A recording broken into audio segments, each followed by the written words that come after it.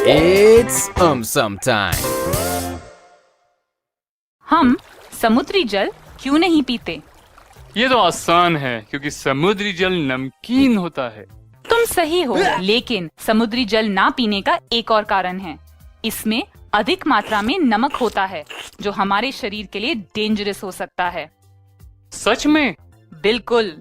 Normally हमारे शरीर में सेल्स के अंदर और बाहर पानी और नमक की मात्रा समान होती है, लेकिन अगर हम समुद्री जल पिएंगे तो हमारे सेल्स के बाहर नमक की क्वांटिटी बढ़ जाएगी, जिससे बाहरी क्षेत्र ज्यादा कंसंट्रेटेड हो जाएगा।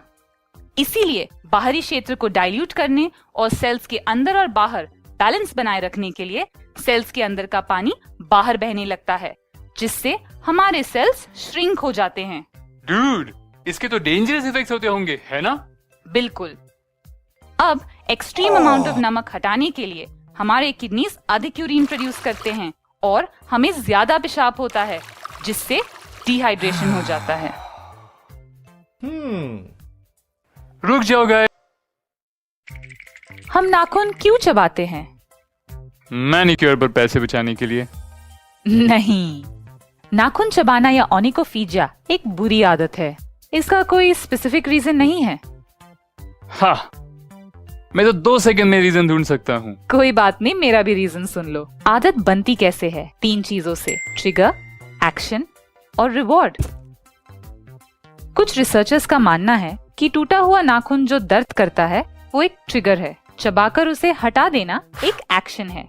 अब उस नाखून को हटाकर दर्द कम हो जाता है और हमें बेहतर महसूस होने लगता है। ये हमारा रिवॉर्ड है। अगर टूटे हुए नाखून जैसे सिमिलर ट्रिगर्स का सामना हम फिर से करते हैं तो हम रिवॉर्ड पाने के लिए वही एक्शन दोहराते हैं, जिससे धीरे धीरे हमें ओनिकोफीजिया हो जाता है, यानी हमें नाखून चबाने की आदत पड़ जाती है। अगले वीडियो का टाइटल गेस कर सकते हो? जल्दी से अपना आंसर कमेंट सेक्शन में लिखो। कुछ लोगों का शरीर हमेशा ठंडा क्यों रहता है? हम अपने शरीर में मसल मूवमेंट, मेटाबॉलिज्म इत्यादि के दौरान गर्मी उत्पन्न करते हैं। इस गर्मी का अधिकांश उपयोग हमारे शरीर के तापमान को बनाए रखने और हमें गर्म रखने के लिए किया जाता है। लेकिन कुछ लोग हमेशा ठंडा महसूस करते हैं। ऐसा इसलिए हो सकता है क्योंकि वे हाइपरथायरॉयडिज्म से पीड़ित हैं।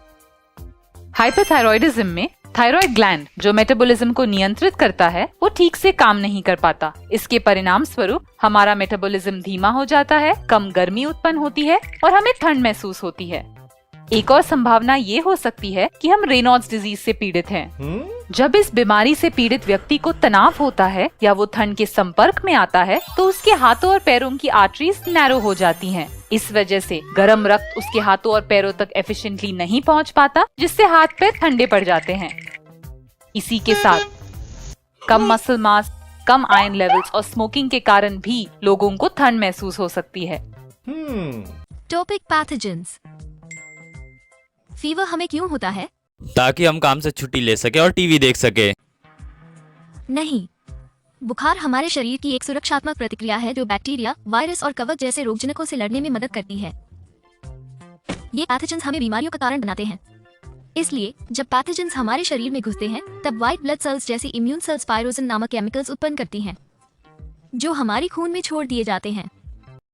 मुझे तो लगा उन्हें थिएटर में छोड़ दिया जाता है। ध्यान से सुनो ना।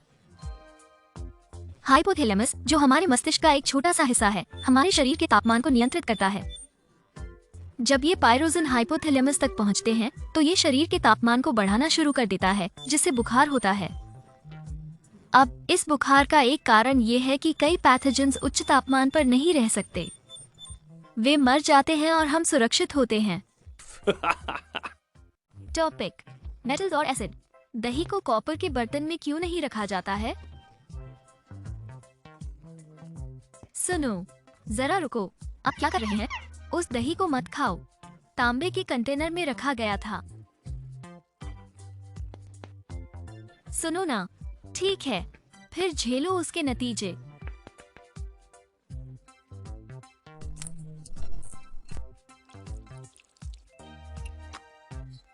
तब तक आप सब्सक्राइब करें। तुम्हें पता है ये क्यों हुआ? ये हुआ क्योंकि दही में लैक्टिक एसिड होता है, जिसके कारण जब दही को तांबे या पीतल जैसी धातुओं से बने कंटेनरों में संग्रहित किया जाता है, इसमें मौजूद लैक्टिक एसिड धातु के साथ प्रतिक्रिया करता है और धात्विक लवण बनाता है। ये धातु से बने नमक हानिकारक होते हैं, इससे दही मनुष्यों के खाने के लिए अयोग्य हो जाती है। इसलिए खाद्य में मौजूद एसिड के साथ धातुओं की प्रतिक्रिया से बचने के लिए धातु के कंटेनरों को टिन की एक पतली परत के साथ लेपित किया जाता है। टिन भी एक मेटल है, लेकिन ये धातुओं की तुलना में एसिड के साथ धीमी रफ्तार से प्रतिक्रिया करता है, इसलिए खाना ऐसे कंटेनर में सुरक्षित रखा जाता है। Safe.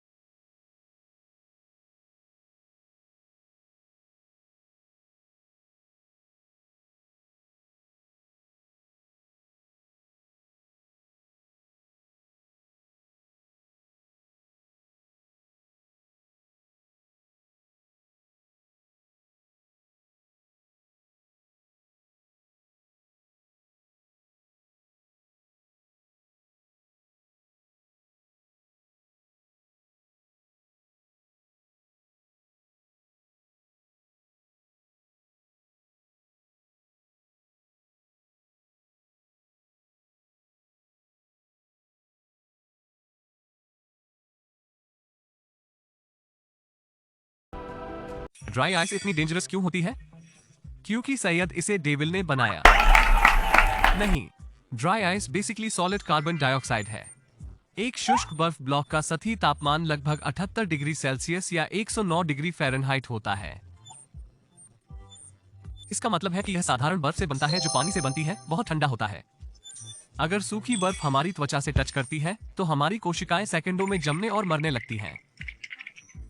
इससे हमें सीधा फ्रॉस्ट बाइट हो जाता है।